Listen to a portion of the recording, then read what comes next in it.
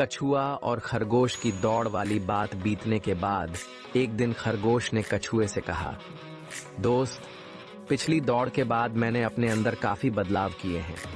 क्यों ना हम एक बार फिर दौड़ करें? कछुए ने मुस्कुराते हुए कहा, ठीक है, लेकिन इस बार दौड़ थोड़ी अलग होगी। हमें अपनी गति के साथ साथ बुद्धिमानी और टीम वर्क को भी परखना होगा। खरगोश ने उत्साह के साथ चुनौती स्वीकार कर ली। दौड़ की शर्त यह थी कि जंगल के पार पहाड़ी के शीर्ष तक पहुंचना था। रास्ते में कई बाधाएं थीं, जैसे नदी, कांटों का जंगल और गहरी खाई। दौड़ शुरू हुई और हमेशा की तरह खरगोश तेजी से दौड़ पड़ा। कछुआ अपनी धीमी गति से चलने लगा। कुछ देर बाद खरगोश नदी के पास पहुंचा। पानी गहरा और तेज बहाव वाला था।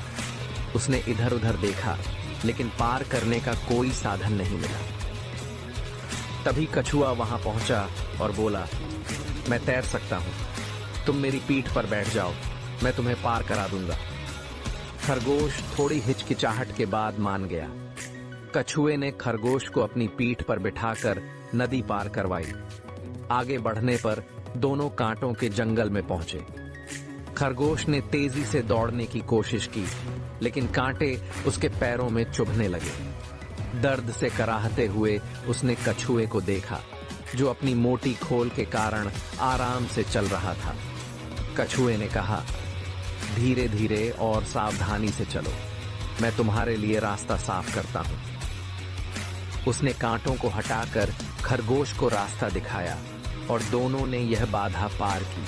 अब दोनों के सामने गहरी खाई थी। खरगोश ने ऊंची छलांग लगाई, लेकिन वह खाई के दूसरी ओर नहीं पहुंच सका और गिरने ही वाला था। तभी कछुए ने अपनी लंबी गर्दन से उसे पकड़ लिया। दोनों ने मिलकर सोचा और खाई पार करने के लिए एक लकड़ी का पुल बनाने का फैसला किया।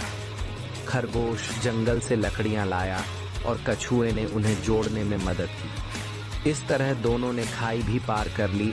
आखिरकार वे पहाड़ी के शीर्ष पर पहुंचे। खरगोश ने कहा, इस बार न तो मैं जीता और न ही तुम। हमने मिलकर यह दौड़ पूरी की है। कछुए ने मुस्कुराते हुए कहा, जीत का असली मतलब यही है।